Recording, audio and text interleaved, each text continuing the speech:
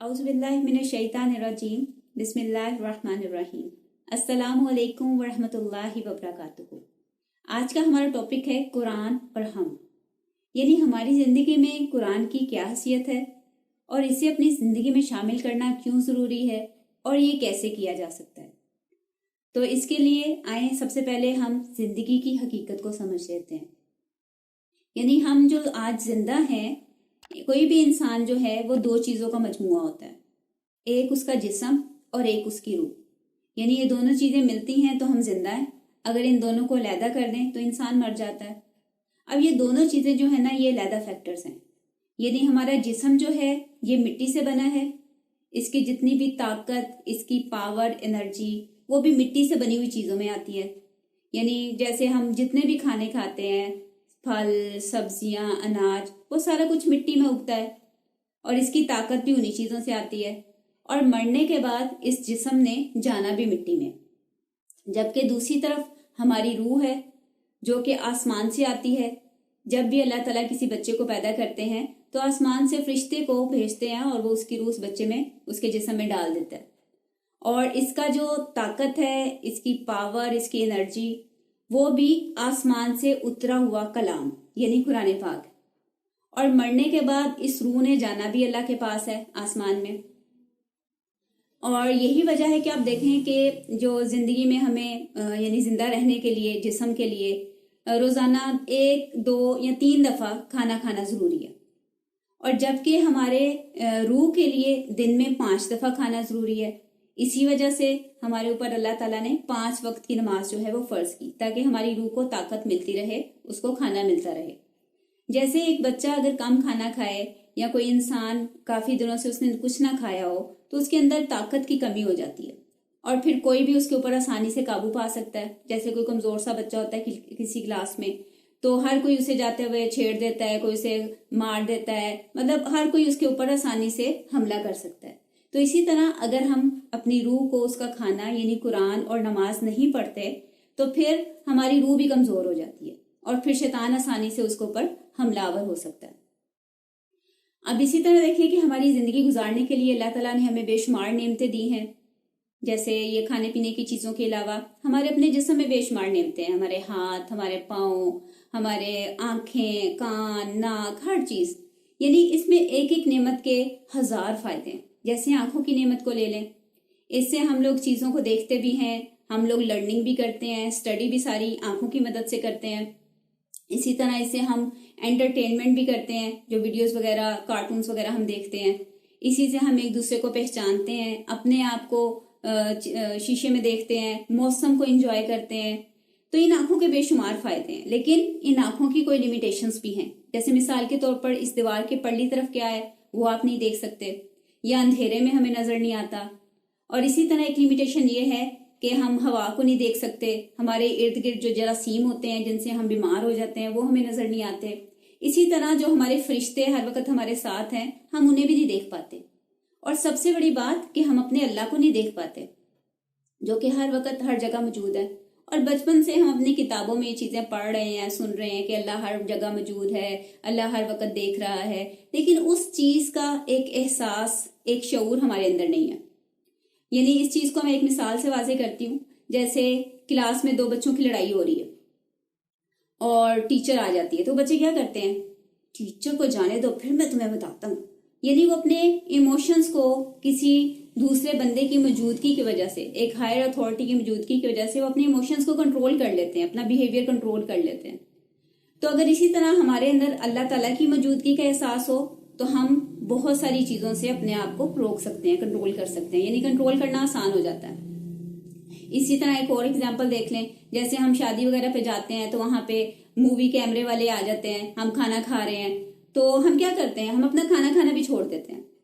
हालांकि खाना खाना एक नॉर्मल सी चीज़ है, लेकिन इंसान उसके बारे में भी कॉन्शियस हो जाता है और उसको छोड़ देता है कि कहीं अजीब सी, मैं खाना खा रहा हूँ, मुंह टेढ़ा हो रहा है, कुछ ऐसे, या बहुत सारा खाना मेरी प्लेट में नजर आ रहा हो, तो इंसान वो कैमरे में रिकॉर्डिंग के हवाले से कॉन्शियस हो जाता है कि सारे लोग फिर देखेंगे।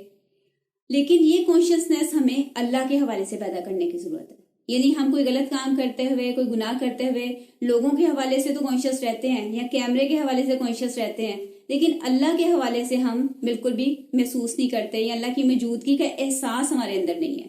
اور یہ احساس جو ہے وہ کیسے پیدا ہوتا ہے؟ قرآن کو سمجھ کے پڑھنے سے. تو اس لیے قرآن کو سمجھ کے پڑھنا جو ہے وہ انتہائی ضروری ہے.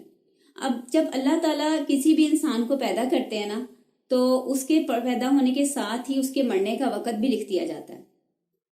تو جیسے اس کو ہم ایک مثال سے سمجھ سکتے ہیں، جیسے آپ نے ٹی وی پہ وہ گیمز دیکھی ہوں گی نا، گیم شوز وغیرہ ہوتے ہیں، اور اس میں 1-2 ٹیمز ہوتی ہیں جنہوں نے مثال کے طور پر بالز اکٹھے کرنے ہیں 1 منٹ کے اندر. جو ٹیم زیادہ بال اکٹھی کر لے گی وہ ون کر جائے گی. تو جیسے ان کا ٹائم سٹارٹ ہوتا ہے تو ایک سٹاپ واچ آن کر دی جاتی ہے، یور ٹائم سٹارٹس ناؤ، اور پھر وہ سٹاپ واچ آہستہ آہستہ بیکورڈ کاؤنٹنگ کر رہی ہوتی ہے.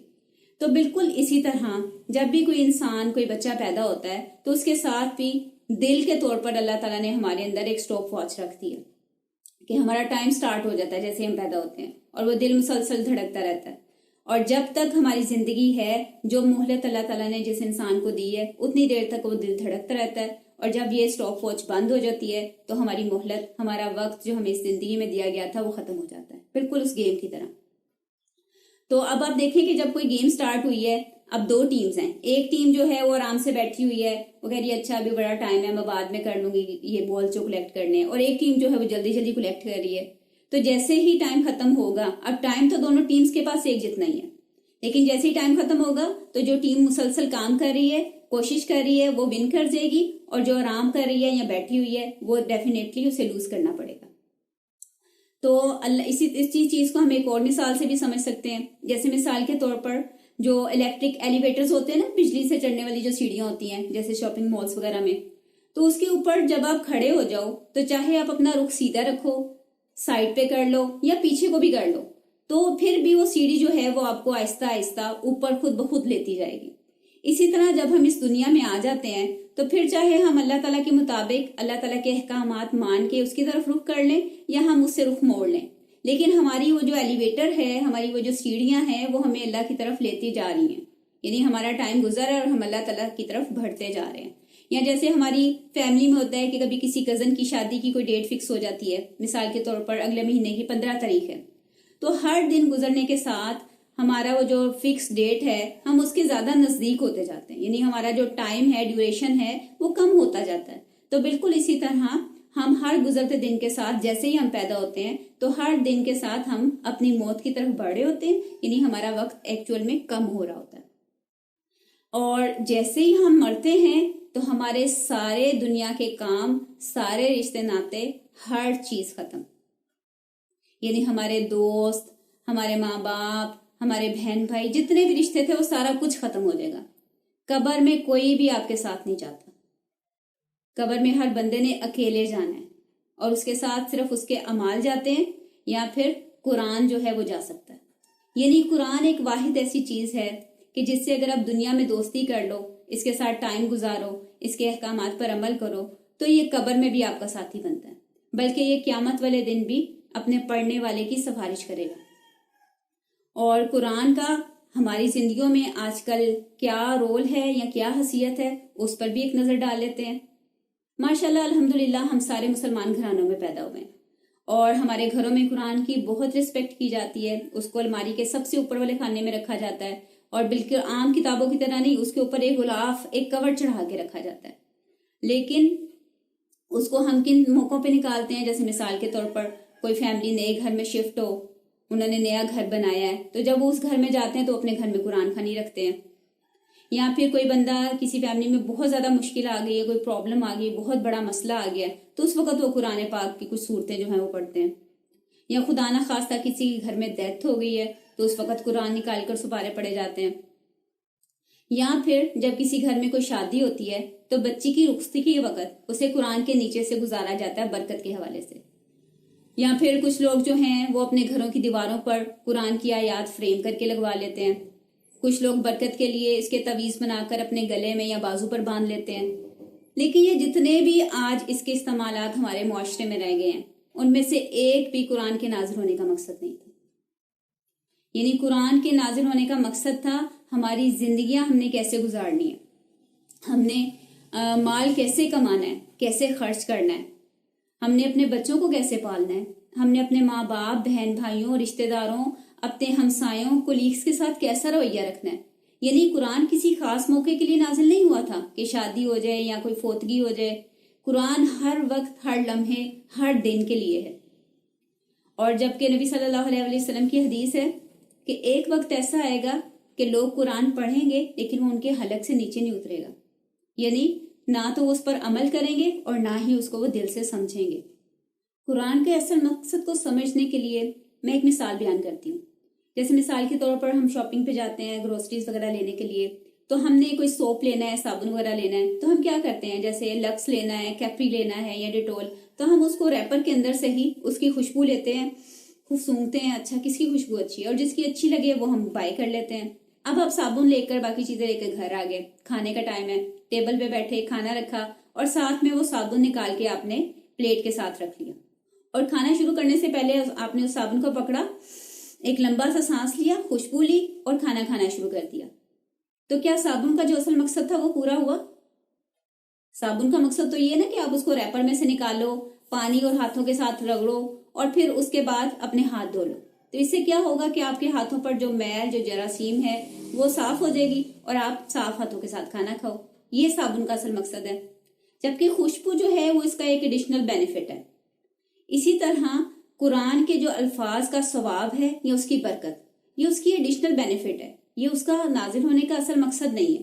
یعنی قرآن کا اصل مقصد ہے کہ ہماری روح صاف ہو، اور روح تب صاف ہوتی ہے جب ہم اس کو سمجھ کے پڑھیں گے.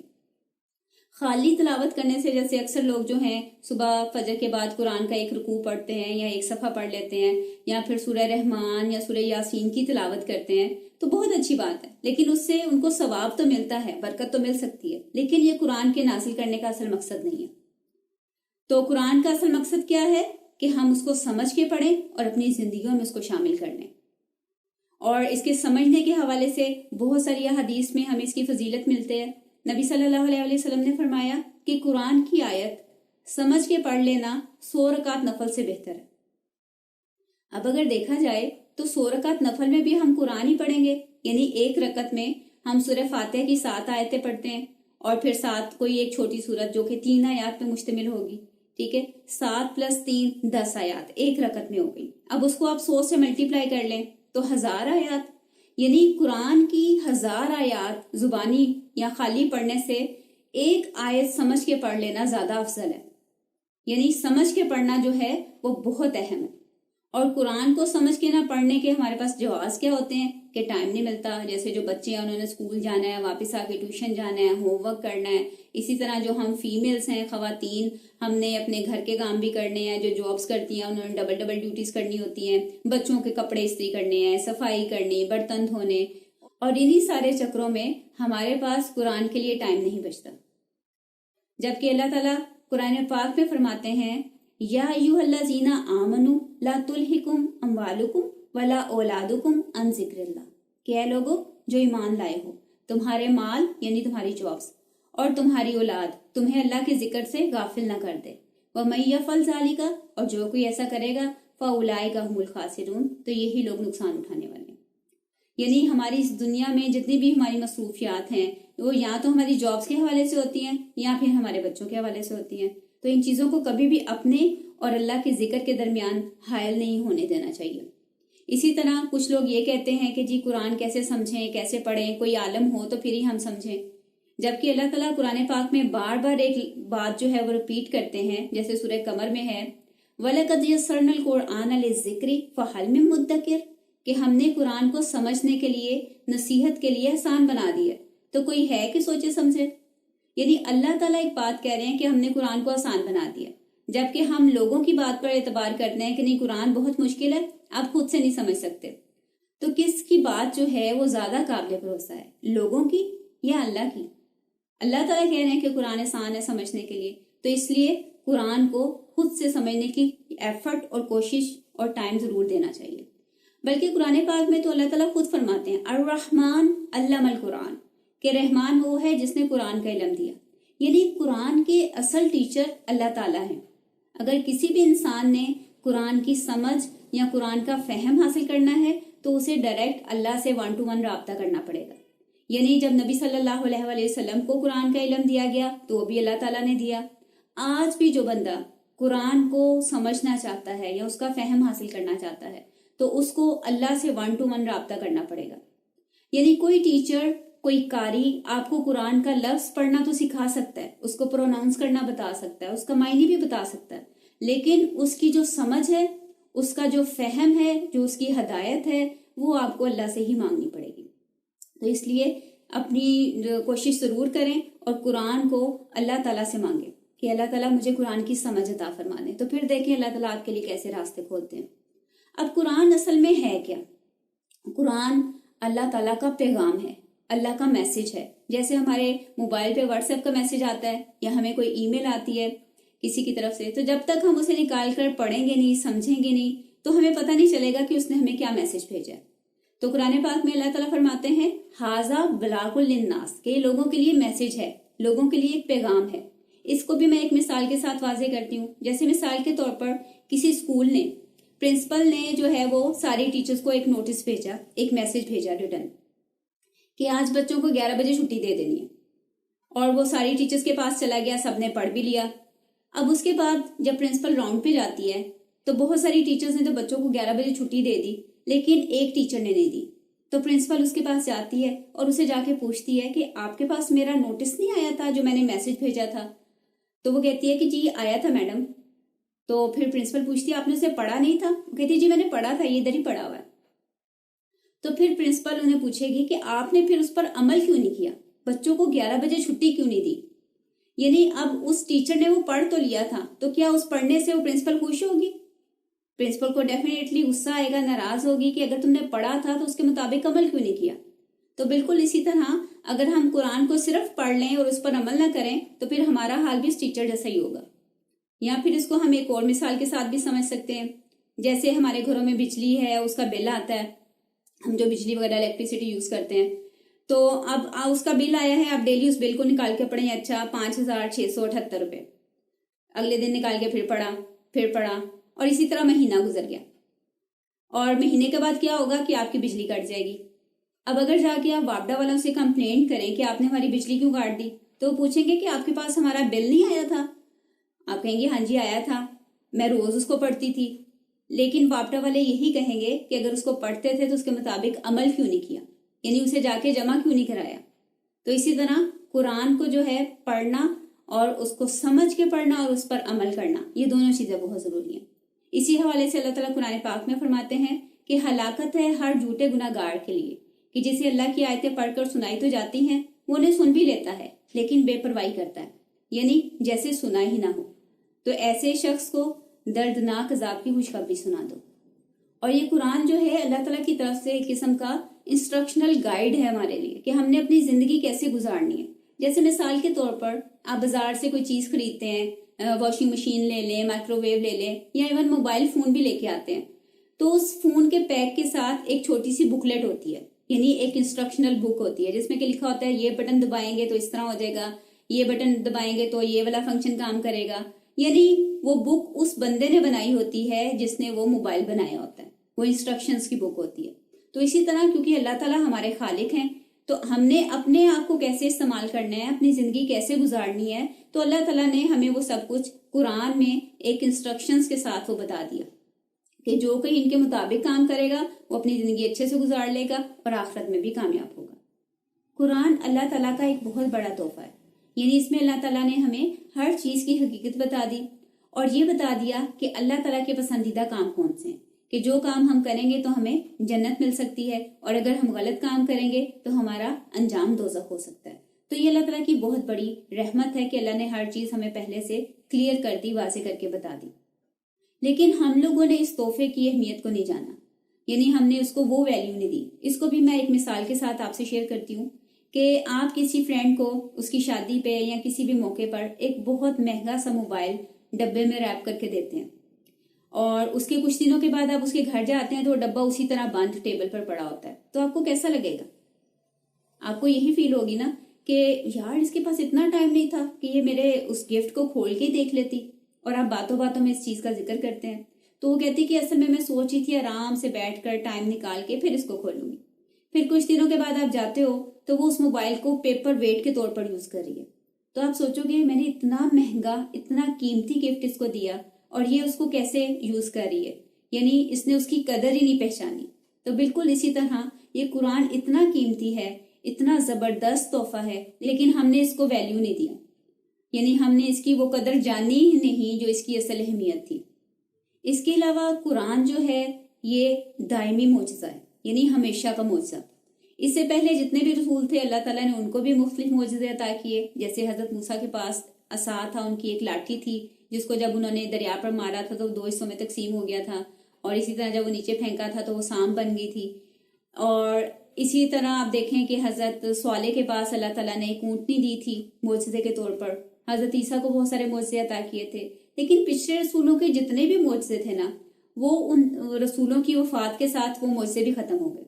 तो अल्लाह ताला ने जब नबी सल्लल्लाहु अलैहि वसल्लम को आखिरी नबी बनाया तो अल्लाह ताला ने उनको मोजज़ा ऐसा दिया जो कि क़यामत तक अपनी असली हालत में बरकरार रहेगा। और इसकी अल्लाह ताला ने गारंटी भी दे दी, इन्ना नहनु नज़्ज़लना ज़िक्र व इन्ना लहु लहाफ़िज़ून, कि हमने ही इस नसीहत को नाजिल किया है और हम ही इसकी हिफाजत करने वाले हैं। यानी ये वो वाहिद मोजज़ा है जो आज भी अपनी असली हालत में मौजूद है, और जो कोई चाहे वो इसको एक्सपीरियंस कर सकता है। यानी जब हम इसको समझ के पढ़ते हैं ना तो फिर हमें इसकी अहमियत का, इसकी कदर का और इसके मोजज़े होने का पता चलता है, जबकि इससे पहले जितने भी मोजज़े थे वो वक्ती थे। इसके अलावा ये कुरान हमारा निसाब है, यानी जैसे एक सिलेबस होता है ना हर क्लास का, और उसमें कई दफ़ा थ्योरी और प्रैक्टिकल दोनों चीज़ें होती हैं, जैसे मैट्रिक वगैरह के एग्जाम्स में होता है, और थ्योरी में भी पास होना ज़रूरी होता है और प्रैक्टिकल में भी। अगर एक चीज़ में भी आप फेल हो जाओ तो आप फेल ही कंसिडर होते हो। तो कुरान जो है इसमें दोनों चीज़ें हैं कि आप इसमें थ्योरी यानी इस पर ईमान लाना भी ज़रूरी है और इसके मुताबिक अमल करना भी ज़रूरी है। और जिस तरह एक सरप्राइज टेस्ट होता है ना, कई दफ़ा कोई टीचर ले लेती है, इसी तरह अल्लाह ताला ने मौत को हमारे सरप्राइज टेस्ट की तरह पोशीदा रखा है कि किसी वक्त भी किसी भी जगह पे किसी भी इंसान को मौत आ सकती है। तो इसलिए जिस तरह सरप्राइज टेस्ट के लिए कोई बच्चा हमेशा तैयार रहता है, यानी उसने अपना लेक्चर या अपना लेसन अच्छे तरीके से याद किया हुआ है, तो फिर किसी भी वक्त टेस्ट हो जाए वो आराम से दे देता है। लेकिन अगर कोई बच्चा जिसने तैयारी नहीं की हुई और टीचर कहे कि क्लोज योर बुक्स, मैं टेस्ट लेने लगी हूँ, तो फिर उसकी टांगें उस वक्त कांपने लग जाती हैं। और फिर टेस्ट के बाद क्या होता है, रिजल्ट। तो क़यामत जो है वो बिल्कुल एक रिजल्ट डे की तरह है। जैसे यहाँ पे जो नतीजे का दिन होता है, रिजल्ट डे होता है, उस दिन हमें कितना डर लग रहा होता है, चाहे हमारे पेपर बड़े अच्छे भी हुए हों। वो तो सिर्फ 1 साल की मेहनत का नतीजा होता है, कहाँ हमारी सारी जिंदगी के अमाल जो हैं वो उस दिन पेश किए जाएंगे। तो सोचें उस दिन हमारा क्या हाल होगा। और इसी हवाले से कुरान पाक में आता है, फअम्मा मन ऊतिया किताबहु बियमीनी फसौफा युहासबु हिसाबन यसीरा, कि रहा वो कि जिसका अमालनामा उसके दाएं हाथ में दिया जाएगा तो उससे तो उसका हिसाब बहुत आसान होगा। वयनकलिबु इला अहलिही मसरूरा, और वो अपने घर वालों की तरफ बड़ा खुशी खुशी लौटेगा। जैसे यहाँ पे भी देखे ना, किसी बच्चे के बहुत अच्छे मार्क्स आए, वो फर्स्ट आ जाए, तो अपने घर वालों की तरफ बड़ी खुशी खुशी आता है कि अम्मी देखें मैं पास हो गया, अम्मी देखें मैं फर्स्ट आया, मेरे मार्क्स देखें। तो वो खुशी खुशी अपने घर वालों की तरफ लौटता है। लेकिन अगर कोई बच्चा फेल हो जाए तो अपने घर वालों को बताता भी नहीं है कि आज मेरा रिजल्ट था, वो उनसे छुपाता फिरता है। अगर उन्हें पता हो तो वो शर्मिंदा हो रहा होता है, वो सोच रहा होता है कि अब मैं क्या करूं, घबरा रहा होता है। तो इसी तरह दूसरे बच्चे का अंजाम कुरान पाक में आता है, व अम्मा मन ऊतिया किताबहु मिन वराइ ज़हरी, के रहा वो जिसका अमालनामा उसको पीठ के पीछे से बाएं हाथ में पकड़ाया जाएगा। फसोफा यदउ सबूरा, तो फिर वो मौत को पुकारेगा, यानी मौत की तमन्ना करेगा कि काश मैं अभी मर जाऊं। वयसला सईरा, और उसको आग में दाखिल किया जाएगा। अल्लाह ताला हमें महफूज रखे। तो कुरान जो है इसको समझ के पढ़ना इंतहाई जरूरी है, और ये हमारे अपने फायदे के लिए, यानी अगर हम इसको समझेंगे तभी तो अमल कर सकेंगे। तो खाली तिलावत करना या बरकत के लिए कोई सूरत पढ़ना, उसकी बजाय अगर आप समझ के पढ़ें तो ये हमारे लिए दुनिया में भी फायदेमंद होगा और हमारी आखिरत को भी संवारेगा। तो अब आखिर में मैं कुरान को पढ़ने का एक थोड़ा सा तरीका या गाइडलाइंस भी आपसे शेयर कर लेती हूँ कि कुरान पढ़ने के लिए सबसे पहले औज़ुबिल्लाह जरूर पढ़ें, क्योंकि इस चीज का हुक्म कुरान पाक में बजाते खुद भी है, फैज़ा क़राअतल कुरआन फस्तइज़ बिल्लाह, कि जब भी तुम कुरान पढ़ने लगो तो अल्लाह की पनाह में आ जाया करो।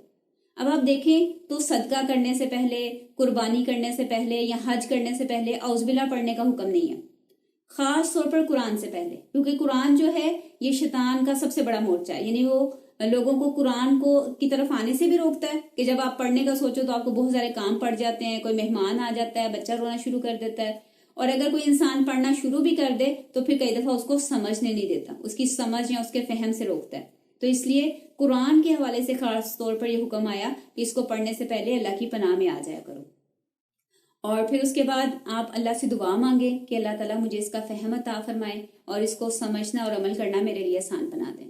और फिर जैसे ही आप कोई आयत पढ़ें और उसका तर्जमा पढ़ें तो उस हवाले से जो आपको समझ आए, जैसे कहीं जन्नत का जिक्र है तो आप जन्नत मांगे, अल्लाह ताला से दुआ करें कि अल्लाह ताला मुझे जन्नत वाले लोगों में शामिल कर ले। अगर किसी कौम के अजाब का जिक्र आ रहा है, उनके अंजाम का जिक्र आ रहा है, तो आप अल्लाह ताला से पनाह मांगे। तो इस तरह हर आयत के साथ दुआ करते जाएं और आगे बढ़ते जाएं। जैसे होता है ना कि आप किसी बंदे से बात कर रहे हो, क्योंकि ये अल्लाह का कलाम है, अल्लाह की बातें हैं, तो बातें सुनने का अच्छा तरीका क्या होता है कि आप आगे से रिस्पॉन्स करो, यानी ऐसे फ्लैट होकर ना सुनो। जब आप किसी से बात कर रहे हो और वो आगे से इस तरह फ्लैट होकर सुन रहा है तो आपको मजा नहीं आता बात करने का, आपको लगता है वो सुन नहीं रहा। तो अगर वो आगे से रिस्पॉन्स करे, सारे हिलाए या उस हवाले से कोई और बात करे, कोई लुकमा दे, तो लगता है कि हाँ वो बंदा आपके साथ इन्वॉल्व है। तो इसी तरह क्योंकि कुरान अल्लाह का कलाम है, यानी अल्लाह की बातें हैं, तो इसमें भी आप इंटरेक्टिव वे से पढ़ोगे, दुआ मांगते जाओगे और इस तरह आपकी अल्लाह ताला से एक टू वे कम्युनिकेशन जारी हो जाएगी। तो इस तरह पढ़ने से आप बोर भी नहीं होगे और साथ साथ आपकी दुआओं में भी इजाफा होता जाएगा, क्योंकि दुआएं जो है ना ये भी बड़ी कीमती होती हैं। क़यामत वाले दिन इंसान की दुआएं भी नेकियों में कन्वर्ट हो जाएंगी, यानी जितनी आपने ज्यादा दुआएं मांगी होंगी ना, उनमें से जो कबूल नहीं हुई वो आपकी नेकियां बन जाएंगी और आपके नेकियों वाले पलड़े में वो डाली जाएंगी। और क़यामत वाले दिन इंसान तमन्ना करेगा कि काश दुनिया में मेरी कोई भी दुआ कबूल नहीं हुई होती। आज तो हम कहते हैं ना कि मेरी दुआएं कबूल नहीं होती, मैंने दुआ मांगी थी, वो काम वैसे नहीं हुआ, लेकिन क़यामत वाले दिन हम ख्वाहिश करेंगे कि काश दुनिया में हमारी कोई भी दुआ कबूल ना हुई होती और आज वो नेकी में कन्वर्ट होकर हमारे अमाल में इजाफा करती। ये था हमारा आज का टॉपिक। अल्लाह ताला हम सबको कुरान को अपनी जिंदगियों में शामिल करने की तौफीक अता फरमाए, आमीन। सुब्हानकल्लाहुम्मा व बिहम्दिका नशहदु अन ला इलाहा इल्ला अंता व नस्तगफिरुका व नतूबु इलैक।